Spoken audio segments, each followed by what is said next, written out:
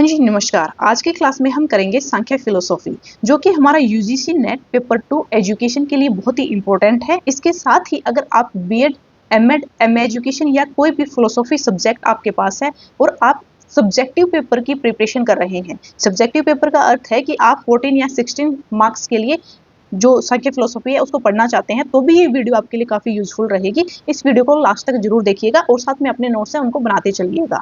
इसके अंदर जो हमारे टोटल मेन पॉइंट्स हैं हम उनको क्लियर करेंगे, जो कि 100% हमारे एग्जाम से रिलेटेड रहेंगे। सो आइए आज की वीडियो इसको हम शुरू करते हैं।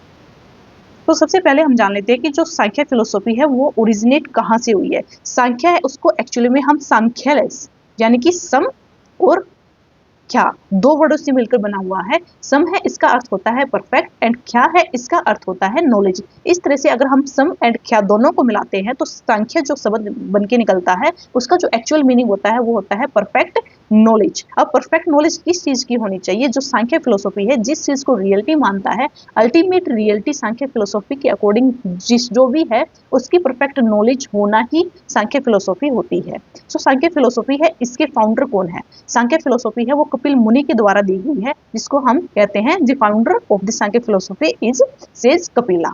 सो जो सांख्य सूत्र है वो कपिल मुनि के द्वारा लिखा गया है। अब बात कर लेते हैं कि जो सांख्य फिलोसॉफी है वो किससे रिलेट करती है। देखिए, जब हम वेस्टर्न फिलोसॉफी पढ़ते हैं उसके अंदर हमारे पास रियलिज्म होती है, आइडियलिज्म होती है, नेचुरलिज्म होती है, बहुत टाइप की हमारे पास वेस्टर्न फिलोसॉफी होती है। अगर हम जो सांख्य है सांख्य फिलोसॉफी को रिलेट करके देखें तो हमारी जो वेस्टर्न फिलोसॉफी होती है रियलिज्म, उससे रिलेट होती है हमारी सांख्य फिलोसॉफी। जो सांख्य फिलोसॉफी और वेदांता फिलोसॉफी है दोनों के दोनों हमारे उपनिषद से ओरिजिनेटेड हुई हैं। इसलिए हम इन दोनों को एक बार थोड़ा सा कंपैरिजन के साथ पढ़ लेते हैं। देखिए, जो सांख्य फिलोसॉफी होती है वो तो रिलीजन से रिलेटेड होती है, क्योंकि सांख्य फिलोसॉफी क्या कहती है कि जो नेचर है वही अल्टीमेट रियलिटी है, यानी कि प्रकृति की बात करती है। लेकिन जो वेदांता है वो हमारी आइडियलिज्म जो वेस्टर्न फिलोसॉफी है उससे रिलेट करती है। क्योंकि जो वेदांता है उनका मानना है कि जो अल्टीमेट रियलिटी है वो सिर्फ और सिर्फ ब्रह्मा है, यानी कि मेटेरियल जो वर्ल्ड है वो इल्यूजन है, सिर्फ और सिर्फ एक भ्रम है। लेकिन इसी के विपरीत जो सांख्य फिलोसॉफी है वो क्या कहती है कि जो सब्सटेंस है यानी कि जो मेटेरियल वर्ल्ड है वही रियल है, बाकी जो चीजें हैं वो इमेजिनरी हैं, बाकी जो सब कुछ है वो सब इल्यूजन्स हैं। देखिए, जो हमारी सांख्य फिलोसॉफी होती है ना, ये सबसे बहुत ज्यादा रिलेट करती है हमारी योगा फिलोसॉफी से। योगा जो फिलोसॉफी है किसके द्वारा दी गई है? ये महर्षि पतंजलि के द्वारा दी गई है। तो जो सांख्य फिलोसॉफी और योगा है इन दोनों को सिस्टर्स कहा जाता है, क्योंकि जो सांख्य फिलोसॉफी है ये थ्योरेटिकल पर्सपेक्टिव से रिलेटेड होती है और जो हमारी योगा फिलोसॉफी होती है वो हमारी प्रैक्टिकल पर्सपेक्टिव से रिलेटेड होती है। इसके बाद हमारे पास जो नेक्स्ट आता है वो है थ्योरी ऑफ पोजिशन, जिसको कि हम सत्कार्यवाद कहते हैं। तो सबसे पहला तो अगर बेसिक क्वेश्चन पूछा जाता है नेट के अंदर वो यही पूछ लिया जाता है कि जो सत्कार्यवाद का कंसेप्ट है वो कौन सी फिलोसॉफी से रिलेटेड है।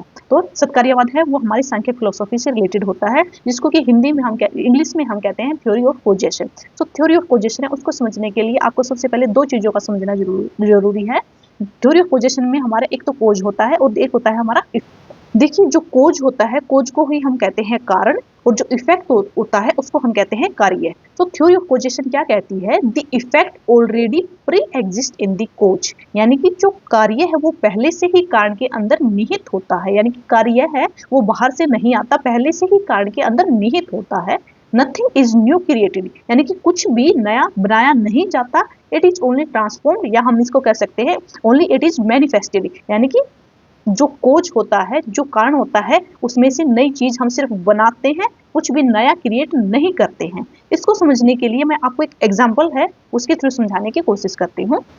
तो सपोज करें किसी भी व्यक्ति के पास बहुत सारी लकड़ियां हैं, ठीक है, और उन लकड़ियों की हेल्प से वो पर्सन है क्या करता है, बहुत सारी कुर्सी या फिर मेज है वो बना देता है। तो अगर हम लकड़ी और मेज या कुर्सी है इनकी बात करते हैं तो लकड़ियां है वो क्या हो गई? लकड़ियां होगी हमारी यहाँ पर कोज, से उसने क्या बनाया है? कुर्सी और मेज। तो ये जो कुर्सी और मेज हैं ये हमारे हो जाएंगे इफेक्ट। तो देखिए, अब जो कुर्सी और मेज हैं वो अपने आप कहीं से तो बनकर नहीं आए, वो पहले से ही लकड़ियों के अंदर निहित थे। लकड़ियों की हेल्प से जो कुर्सी और मेज है वो बना दिए गए, ठीक है। तो यही हमारी थ्योरी ऑफ पोजिशन कहती है कि जो इफेक्ट है वो पहले से ही कोज के अंदर निहित होता है, कुछ भी नया क्रिएट नहीं करते। जैसे कुर्सी और मेज है वो हमने नई नहीं बनाई, वो पहले से ही लकड़ियों के अंदर निहित थी। ठीक है। अगर इसी तरह से अगर हम किसी बीज या फिर पेड़ का एग्जाम्पल लेके देखें, जैसे कोई आम का बीज है, तो आम के बीज के अंदर आम का पेड़ बनने की कैरेक्टरिस्टिक्स है वो पहले से ही मौजूद हैं। तो यहाँ पर कोज क्या हो जाएगा, जो बीज है वो, और इफेक्ट हो जाएगा आम का पेड़। आई होप इन दोनों एग्जाम्पल से आपको जो थ्योरी ऑफ कोजेशन सत्कार्यवाद है इसका कंसेप्ट अच्छे से समझ में आ गया होगा। इसी तरह से यहाँ पर जो एग्जाम्पल दिया गया है वो दूध और दही से दिया गया है कि जो दही है वो हमारी किससे बनती है, वो हमारे दूध से बनती है। यानी कि जो दही बनने की कैरेक्टरिस्टिक्स है वो पहले से ही दूध के अंदर निहित होती हैं। तो दही है वो अपने आप क्रिएट नहीं होती, वो कोज से बनती है। तो यहाँ पर यही चीज समझाने की कोशिश की जाती है। सत्कार्यवाद क्या है कि कोई भी चीज है वो क्रिएट नहीं होती है, वो पहले से ही अपने कोज के अंदर यानी कि अपने कारण के अंदर निहित होती है। और इसी कंसेप्ट को सांख्य फिलोसॉफी के अंदर सत्कार्यवाद कहा गया है। तो सांख्य फिलोसॉफी क्या कहती है कि जो ये पूरा का पूरा ब्रह्मांड है, इंटायर यूनिवर्स, वो इफेक्ट है। और वो इफेक्ट किससे बना है, वो हमारा प्रकृति से बना है। क्योंकि जो हमारा सांख्य फिलोसॉफी है ना, ये दो एलिमेंट्स की बात करती है, एक बात करती है पुरुष की और दूसरी बात करती है प्रकृति की। तो सांख्य फिलोसॉफी का कहना है कि जो इस पूरी की पूरी सृष्टि का जो कारण है ना, खोज है, वो प्रकृति है। सांख्य फिलोसॉफी है वो कंप्लीट जो एलिमेंट्स हैं उनको दो भागों में डिवाइड करती है। एक होता है पुरुष और दूसरी होती है प्रकृति। पुरुष है ये ना तो खोज होता है और ना ही इफेक्ट होता है। जो प्रकृति होती है ये हमारा खोज होती है। ठीक है। सो पुरुष है, पुरुष किसको कहा गया है, पुरुष जो होता है वो कॉन्शियस होता है, यानी कि उसके अपने खुद के एम होते हैं, या हम कह सकते हैं जो सोल होती है, जो आत्मा होती है, वो हमारी पुरुष होती है। जो प्रकृति है, प्रकृति क्या होती है, कोज ऑफ इफेक्ट, यानी कि जो सत्कार्यवाद है जिसके अंदर हम कोज है, कोज किसको कहते हैं, हम प्रकृति को कहते हैं। जो प्रकृति होती है वो अनकॉन्शियस होती है। ठीक है, उसका कोई भी एम नहीं होता। ये क्या करती है, जो पुरुष के एम होते हैं उसके ऊपर डिपेंड होती है। क्योंकि पूरी की पूरी जो सांख्य फिलोसॉफी है वह दो भागों में डिवाइड की गई है, पुरुष एंड प्रकृति, इसलिए इसको ड्यूलिस्टिक रियलिज्म कहा जाता है, क्योंकि बस प्रकृति इनके ऊपर ही डिपेंड करती है। चलिए अब जो पुरुष और प्रकृति है इसको थोड़ा सा डिटेल में समझ लेते हैं कि जो पुरुष है उसकी आइडेंटिटी क्या है। जो पुरुष है वो अल्टीमेट रियलिटी होती है, यानी कि प्योर कॉन्शियसनेस होती है, जबकि जो प्रकृति है वो अल्टीमेट कोज होता है, कारण होता है, और ये सिर्फ प्योर मैटर यानी कि जो मेटेरियल वर्ल्ड है उसकी बात करती है।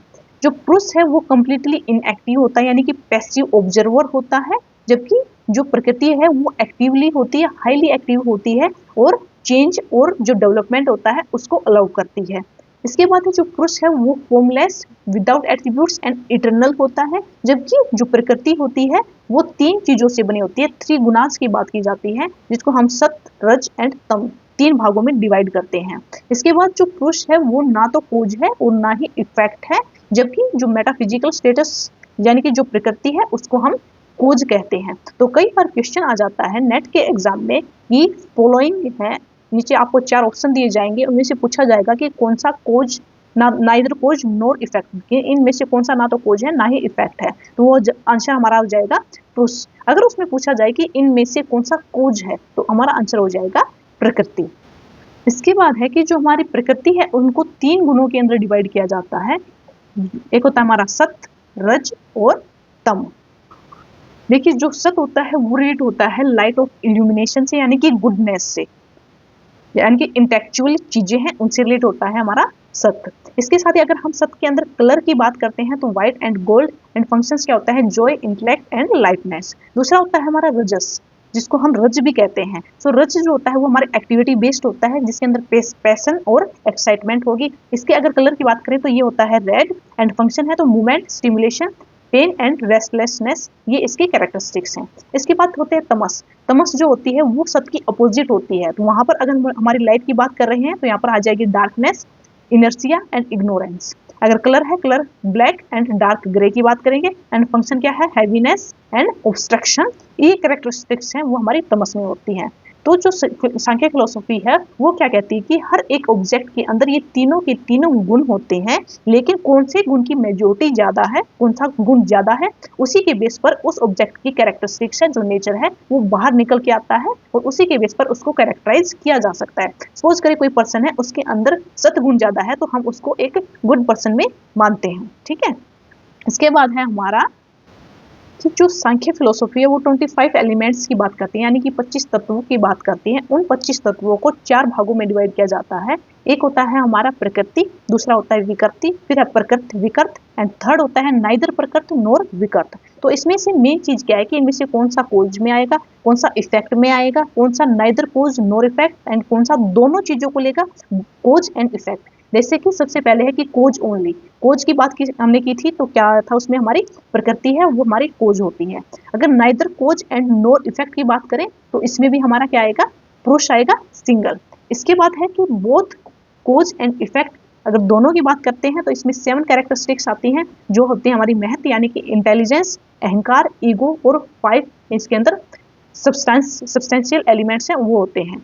अगर इफेक्ट की ओनली की बात करते हैं तो इसके अंदर आते हैं हमारे 16 एलिमेंट्स जैसे कि मनस, 10 ऑर्गन्स, 5 जो ग्रोस एलिमेंट्स होते हैं वो।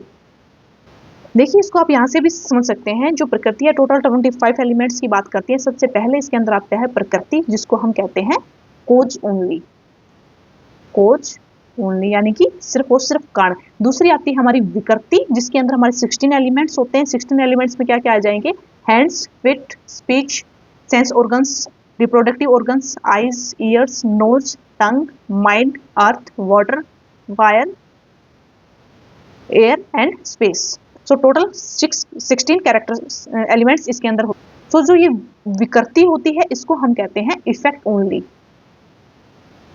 Effect only.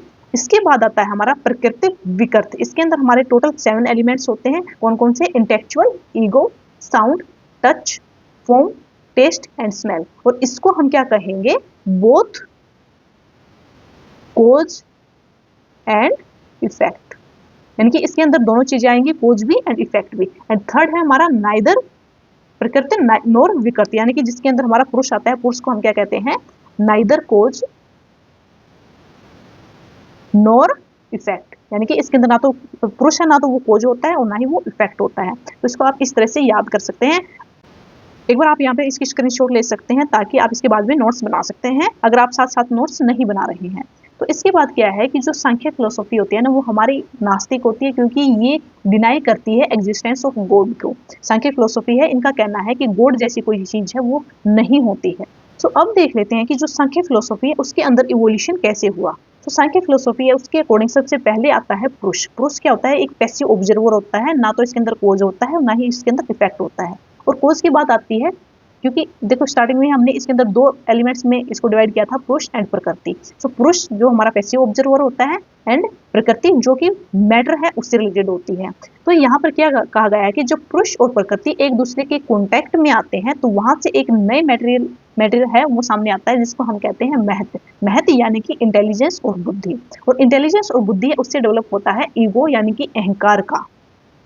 फिर जो हमारा ईगो है वो 2 तरह की कैरेक्टरिस्टिक्स रखता है, एक होता है सात्विक डोमिनेंस और दूसरा होता है तमस डोमिनेंस। जैसे हमने जो प्रकृति है उसके 3 गुण पढ़े थे, सत, रज, तम। तो या तो उसके अंदर सत गुण है उसकी प्रबलता होगी या फिर जो तम गुण है उसकी प्रबलता है।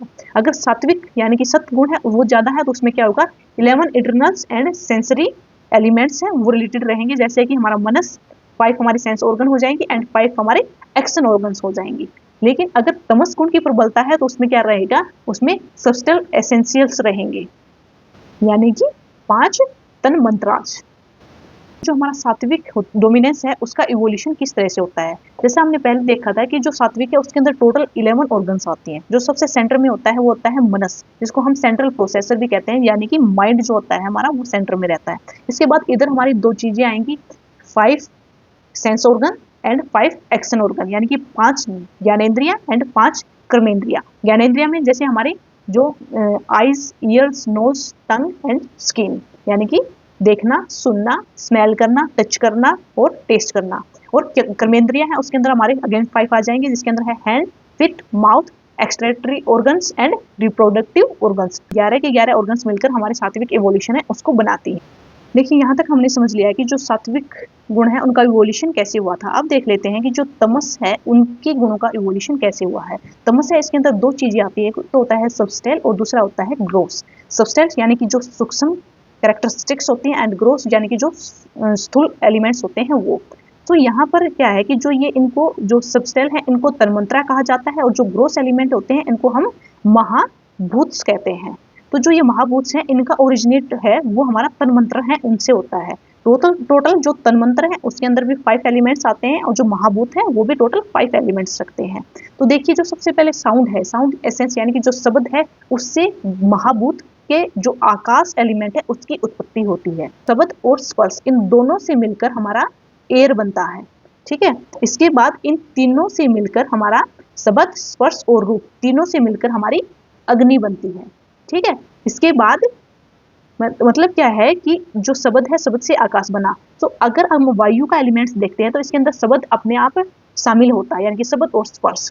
फायर है, फायर में रूप है, रूप से पहले वाले शब्द और स्पर्श है, ये दोनों ऑटोमेटिक शामिल होंगे। अगर वाटर है, वाटर है वो टोटल हमारे 4 एलिमेंट से बनता है, शब्द, स्पर्श, रूप और रस। अगर हम अर्थ की बात कर लेते हैं तो अर्थ के अंदर 5 एलिमेंट्स आ जाएंगे। कौन से? पांचों के पांचों जो तन मंत्र होते हैं वो, जो कि हमारे होते हैं शब्द, स्पर्श, रूप, रस और गंध। सो यहाँ पर अगर हम कोज एंड इफेक्ट की बात करते हैं तो जो हमारे तन्मंत्र होते हैं वो तो होते हैं हमारे कोज, एंड जो महाभूत होते हैं वो होते हैं हमारे इफेक्ट।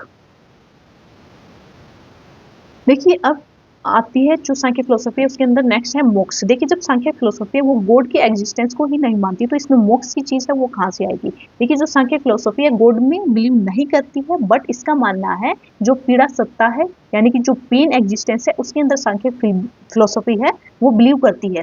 पीड़ा सत्ता किसको कहा जाता है? जन्म, मृत्यु, रोग, ये जो एक साइकिल चलता है इसको पीड़ा सत्ता कहा जाता है सांख्य फिलोसफी में। और ये जो हमारा सांख्य फिलोसफी है और ये जो हमारी पीड़ा सत्ता है इसको टोटली 3 पेन्स के अंदर डिवाइड किया गया है। जैसे हमारी प्रकृति है उसको 3 गुणों में डिवाइड किया गया था, इसी तरह से जो ये पीड़ा है, जो पीड़ा सत्ता है इसको भी 3 पार्ट्स में डिवाइड किया गया है। सबसे पहले आती है इंटेलेक्चुअल, जिसको कि आध्यात्मिक कहा जाता है, जिसमें कि क्या है, किसी भी व्यक्ति है अगर उसको अहंकार है, जेलिसिया या मेंटली पेन है तो वो हमारा इंटेलेक्चुअल पेन में आ जाएगा। दूसरा होता है नेचुरल पेन, जिसके अंदर ग्रह, नक्षत्र यानी कि प्लेनेट या स्टार्स, जो स्टार्स होते हैं उनके पेन से रिलेटेड होता है। एंड थर्ड होता है हमारा बॉडीली पेन, जिसको आदि भौतिक कहा जाता है, जिसके अंदर हमारे फिजिकल पेन है। तो सांख्य फिलोसॉफी है क्या बिलीव करती है कि हमारा जो एजुकेशन सिस्टम है वो इस तरह का होना चाहिए कि ये जो पीड़ा सत्ता है, जो पेन है, इससे हमें लिबरेशन, मुक्ति मिले, और इसी को सांख्य फिलोसॉफी के अंदर मोक्ष प्राप्त करना कहा जाता है। चलिए अब बात कर लेते हैं कि जो सांख्य फिलोसॉफी है उसके अकॉर्डिंग हमारा एजुकेशन सिस्टम है वो कैसा होना चाहिए। सबसे पहला है हमारा कि education should be child centred. Sankhya philosophy है उसका कहना है कि जो हमारी एजुकेशन है वो विद्यार्थियों के अनुसार होनी चाहिए, यानी कि छात्र केंद्रित एजुकेशन सिस्टम की बात करता है। इसके बाद है ट्रू नॉलेज ऑफ 25 एलिमेंट्स, जिन 25 एलिमेंट की हमने बात की थी, जिसको कि पुरुष प्रकृति, नाइदर पुरुष नॉर प्रकृति एंड प्रकृति विकृति के अंदर हमने डिवाइड किया था, उन 25 के 25 एलिमेंट की कंप्लीट नॉलेज होनी चाहिए। इसके बाद है no existence of god is there. Samkhya philosophy है उसका मानना है कि जो दुनिया है इसके अंदर गॉड है वो एग्जिस्ट नहीं करते हैं, लेकिन ये बात करते हैं डिवाइन नॉलेज की, यानी कि जो सांख्य फिलोसॉफी है उसका अर्थ ही क्या होता है? Perfect knowledge. सो क्या है कि जो ऑब्जेक्ट है उसके तीनों के तीनों 3 एट्रीब्यूट्स हैं उनकी नॉलेज होनी चाहिए, यानी कि कोई भी व्यक्ति है उसके अंदर ये तीनों गुण होते हैं, सत्य, रज, तम, जिसको लाइट, एक्शन या इनर्सिया भी कहा जाता है। सो हर एक व्यक्ति को अपने इन गुणों को पहचानना चाहिए और खुद को सत्य की तरफ लेके जाना चाहिए। है कि जो एजुकेशन है उसके क्या एम होने चाहिए, तो सबसे प्राइमरी एम है सांख्य फिलोसॉफी का वो है अटेनमेंट ऑफ मोक्षा। नेक्स्ट है सत्य गुण की प्रबलता है, यानी कि इसके अंदर क्या कहा गया है कि हमारा एजुकेशन सिस्टम इस तरह का होना चाहिए कि जो हमारे रज और तम गुण है उनको फिनिश कर दे, और जो हमारी गुडनेस है, जो हमारा सत्गुण है उसकी ही प्रबलता रहे। नेक्स्ट है कोग्निटिव डेवलपमेंट होना चाहिए। कोग्निटिव डेवलपमेंट का अर्थ है कि इन 25 एलिमेंट्स है इनकी कंप्लीट नॉलेज होनी चाहिए। नेक्स्ट है इंटेलेक्चुअल डेवलपमेंट, यानी कि क्लियर अंडरस्टैंडिंग अबाउट द बुद्धि and positive attitudes towards the life, यानी कि जो स्टूडेंट्स हैं उनको कंप्लीट अंडरस्टैंडिंग होनी चाहिए अपनी जो बुद्धि यानी कि जो अहंकार होता है उससे दूरी बनाए रखने के लिए उनको मोटिवेट करना चाहिए। बच्चों के इमोशनल डेवलपमेंट की बात करते हैं और साथ में फिजिकल डेवलपमेंट है उसकी बात करते हैं। अब सांख्य फिलोसॉफी है उसका क्या कहना है कि जो करिकुलम है वो किस तरह का होना चाहिए। सांख्य फिलोसॉफी है उन्होंने अलग अलग चीजें बताई हैं कि चाइल्डहुड है उसके टाइम पे करिकुलम कैसा होना चाहिए और एडोलसेंस है उस टाइम पे करिकुलम किस तरह का होना चाहिए। जो चाइल्डहुड के अंदर यानी कि जो बाल्यावस्था है उसके अंदर सांख्य फिलोसॉफी कहते हैं कि बच्चे का पाठ्यक्रम है यानी कि करिकुलम है वो इस तरह का होना चाहिए कि बच्चे की जो सेंसेस ऑर्गन्स हैं उनका डेवलपमेंट हो सके। इसके बाद है कि जो सब्जेक्ट है वो इस तरह का होना चाहिए कि बच्चे की वोकेबलरी को, उसकी सेंसेस को और उसकी मोटर ऑर्गन्स है उनका डेवलप कर सके, और जो मोस्टली इंपॉर्टेंस देनी चाहिए वो देनी चाहिए एक्टिविटीज को। अब कहते हैं कि जो एडोलसेंस है, एडोलसेंस के समय जो सांख्यिक फिलोसॉफी है उनका कहना है कि जो साइंस के सब्जेक्ट हैं उनको प्रेफरेंस देनी चाहिए। साइंस वाले सब्जेक्ट जैसे कि फिजिक्स, केमिस्ट्री, बायोलॉजी, मैथ, इनको करिकुलम में इन्वॉल्व करने के लिए सांख्य फिलोसॉफी कहती है। जो सांख्य फिलोसॉफी है वो क्या कहती है कि यहाँ पर कोई भी रिलीजियस एजुकेशन नहीं होती, क्योंकि ये गॉड में बिलीव नहीं करते हैं, बट मोरल एजुकेशन है उसकी सांख्य फिलोसॉफी बात करती है। इसके बाद देखते हैं कि जो सांख्य फिलोसॉफी है किस टाइप के टीचिंग मेथड्स की बात करता है, या फिर हम कह सकते हैं कि सांख्य फिलोसॉफी है उसके अंदर जो सोर्स ऑफ नॉलेज है वो क्या होता है। तो सोर्स ऑफ नॉलेज है उसको 3 पार्ट्स में डिवाइड किया गया है। सबसे पहले होता है परसेप्शन बेस्ड, यानी कि जो हमारा डायरेक्ट एक्सपीरियंस है उसकी बेस पर होते हैं। अब डायरेक्ट एक्सपीरियंस किस किस तरह से हो सकता है, नॉलेज थ्रू दी सेंसेज, जहाँ से बच्चा जब छोटा होता है तो वो हमारी गेटवे ऑफ नॉलेज क्या होता है, उसकी सेंसेज होती हैं। सेकंड होता है डायरेक्ट मेथड, यानी कि फील्ड विजिट से उसको नॉलेज है, प्रोजेक्ट मेथड से, प्रॉब्लम सॉल्विंग मेथड या ह्यूरिस्टिक मेथड। तो अगर यहाँ पर बात करते हैं हम डायरेक्ट एक्सपीरियंस की, तो उसके लिए हम ये वाले टीचिंग मेथड्स हैं उनको यूज कर सकते हैं, जिसके अंदर हमारा ह्यूरिस्टिक मेथड आ जाता है, problem solving, project method, direct method, ये चीजें आ जाती हैं। इसके बाद है इन्फेरेंस। इन्फेरेंस जिसको कि हम कहते हैं अनुमान, यानी कि draw conclusion based on previous experience, पहले के जो अनुभव हैं उनके बेस पर सीखना। तो इसके अंदर हमारे आ जाएंगे कौन कौन से method, inductive method, deductive, synthesis and analysis. इसके बाद है जो थर्ड है इसके अंदर की वर्बल टेस्टोनॉमी। वर्बल टेस्टोनॉमी क्या है, knowledge from the theory, theory से जो नॉलेज आती है। इसके अंदर हमारे कौन कौन से टीचिंग मेथड्स हो सकते हैं, कॉम्प्रिहेंशंस के through and right and wrong. इसके बाद है वर्क एक्सपीरियंस बेस्ड मेथड, जिसके अंदर सुपरवाइज स्टडी मेथड हो सकता है और हमारा टेक्स्ट बुक मेथड हो सकता है। इसके बाद है कि जो सांख्य फिलोसॉफी है वो किस तरह के डिसिप्लिन की बात करती है। कि जो सांख्य फिलोसॉफी है वो सेल्फ इम्पोज्ड डिसिप्लिन की बात करती है। उनका कहना है कि जो स्टूडेंट है वो खुद मोटिवेटेड होनी चाहिए अपने आप डिसिप्लिन है उसको बनाने में, यानी कि हाई डिग्री ऑफ डिसिप्लिन की बात करती है। अब सांख्य फिलोसॉफी है उनके अकॉर्डिंग जो टीचर है उसको कैसा होना चाहिए। तो टीचर है उसको कंटेंट मास्टरी होनी चाहिए, उसको रिलायबल होना चाहिए, फेथफुल पर्सन होना चाहिए, यानी कि कैरेक्टर अच्छा होना चाहिए टीचर का, और साथ ही satisfy the curiosity of student, कि जो बच्चों की क्यूरियोसिटी है, जो उत्सुकता है उसको शांत करना चाहिए, यानी कि बच्चों के सवाल हैं उनका अच्छे से जवाब देना चाहिए।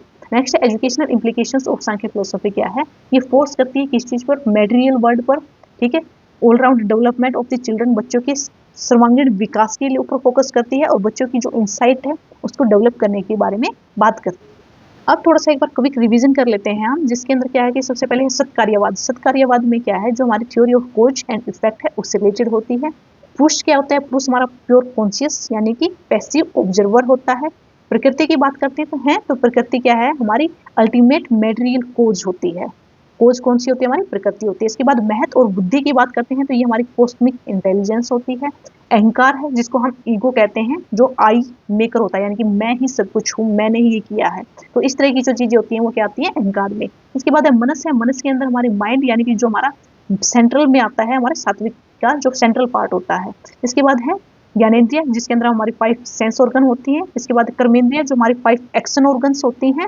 इसके बाद है तन्मंत्राज जो हमारे तमस के पार्ट होते हैं, 5 सब्सटेल एलिमेंट्स। और महाभूत जो हमने पहले किया था अभी, 5 ग्रोस फिजिकल एलिमेंट्स होते हैं। एंड अपग्रह जो हमारी अल्टीमेट लिबरेशन की बात करता है। सो इन सारे के सारे वर्ड्स हैं, इनका आपको मीनिंग है वो अच्छे से समझ में आ गया होगा, क्योंकि इनका मीनिंग समझ में आना बहुत ही जरूरी है आपके क्वेश्चन है उसको सोल्व करने के लिए। अब यहाँ पर मैंने टोटल 3 क्वेश्चंस डाले हैं, आप इनको पहले पढ़ें और अच्छे से देखिए। देखिए सबसे पहला क्वेश्चन क्या कहता है कि which of the following is considered both A cause and effect, यानी कि कारण और प्रभाव कौन सी सांख्य फिलोसॉफी के कौन से एलिमेंट्स में है। तो आपको सबसे पहले पता है पुरुष है, पुरुष ना तो कोज होता है ना ही इफेक्ट होता है। जो प्रकृति होती है वो सिर्फ और सिर्फ कोज होती है। इसके बाद आता है महाभूत। महाभूत आपको पता है सात्विक गुण से रिलेटेड होता है, और जो ये गुण है ये हमारे प्रकृति से रिलेटेड होते हैं। जो प्रकृति हमारी सिर्फ और सिर्फ कोज होती है, तो यहाँ से आप इसको इस तरह से रिलेट कर सकते हैं। तो बच गया हमारे पास अहंकार। तो अहंकार है वो हमारा कोज एंड इफेक्ट दोनों से रिलेटेड करता है। इसके बाद है कि थ्योरी ऑफ कोजेशन है उसको क्या कहा जाता है। सो थ्योरी ऑफ कोजेशन उसको हम क्या कहते हैं, सत्कार्यवाद। इसके बाद जो थर्ड क्वेश्चन है कि अकॉर्डिंग टू सांख्य विच गुण is responsible for movement, activity and passion से कौन सा रिलेटेड है, हमारा जो रज गुण होता है वो रिलेटेड होता है। अगर इनर्शिया से रिलेटेड पूछा जाए तो हमारा आंसर हो जाएगा तमस। अगर हमारा इंटेलेक्चुअल से रिलेटेड पूछा जाए तो हमारा आंसर हो जाता सतगुण। तो ये थे हमारी आज की सांख्य फिलोसॉफी। सो इसमें हमने सारा का सारा सांख्य फिलोसॉफी है वो अच्छे से कवर कर लिया है। अगर आपको कोई भी डाउट है तो आप कमेंट में लिखें, और वीडियो अगर अच्छी लगी हो तो इसको लाइक करें, चैनल को सब्सक्राइब कर लें ताकि आपको जो नई वीडियो आएंगी, जो क्लासेज आएंगी, उनकी नोटिफिकेशन टाइम टू टाइम मिलती रहे, और अपने दोस्तों के साथ इसको शेयर कर लें। Thank you for watching the video.